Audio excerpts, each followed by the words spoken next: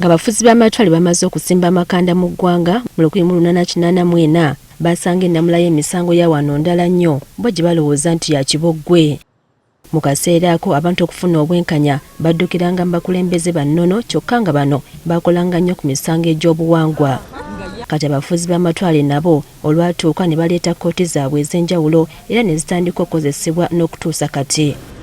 Olw'okuba kkooti zino ziri mu mitendera okuva kw'esooka okutuuka kw'esembayo kalutandikire waggulu kwesingayo obukulu mu ggwanga. Eno bagiyita kkooti ensukkulumu oba Supreme Court era eno ye kkooti ey'oku ntikko wano mu ggwanga etwala kkooti zonna mu ggwanga. Kkooti eyo ewulira misango gya kujulirwa ng'ojulidde. Tetandika misango era omusango gumu gwokka gwewulira nga ye gutandika gwe musango oguwakanya okulonda kwa president era abasinga bagirabyeko. Kkooti eno ekulembelwa Ssaabalamuzi w'eggwanga abeerako mu kiseera ekyo.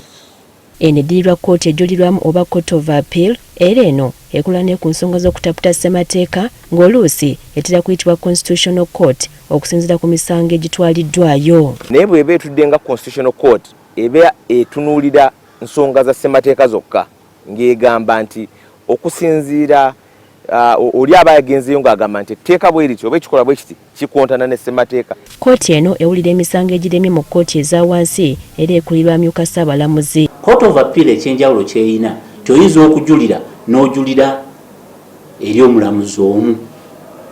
Naye singa okujulira okwo tekuyitamu oba owulira nti nno okusalawo kwe ng'omulamuzi omu tekukumatizza, osobola okutwala okusalawo kw'oyo omulamuzi omu ku benchi y'abalamuzi basatu n'okola appeal era ku same level naye ku luno nga batuula bameka basatu. Kkooti ey'okusatu ye kkooti enkulu oba High Court era kkooti eno ewulira emisango egya buli kika. Osobola okuwabayo omusango kasita gubeera nga gusussa miliyoni 5 n'okugenda waggulu teguteriiko kkomo era yeemu yeewulira emisango gya naggomola gino nti nno yassa abantu obutujju biki. Wabula olw'okuba ng'ekola emirimu mingi yayawulamu emirundi egy'enjawulo buli musango okusobola okuwulirwa n'obwegendereza.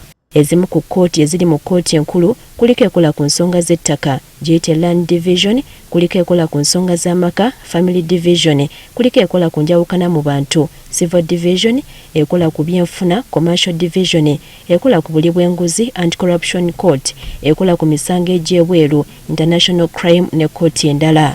Divisions ezo zikola Kampala, tezikola mu High Courts za mu byalo.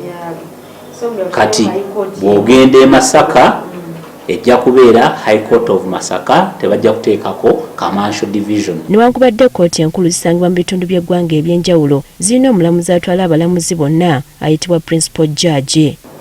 Naye buli High Court ebeera n'omulamuzi era tebayinza kussa High Court wantu okugyako nga waliwo Resident Judge.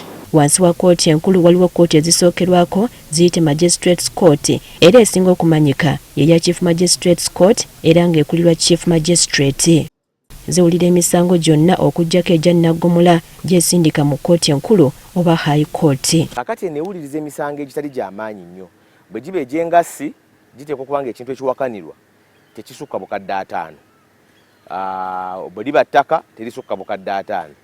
Bweba nti nno twakola endagaano nga tesukka bukadde 5. Kkooti endala ezimanyiddwa mu ggwanga newankubadde tezifugibwa sigaddamuzi z'ez'amagombolola, ez'ebyalo, ez'amagye, ez'ennono n'endala kyokka emirimu gyazo tegirina kukontana na ssemateeka wa ggwanga. Priska Namulema agafeeyo ku Spark TV.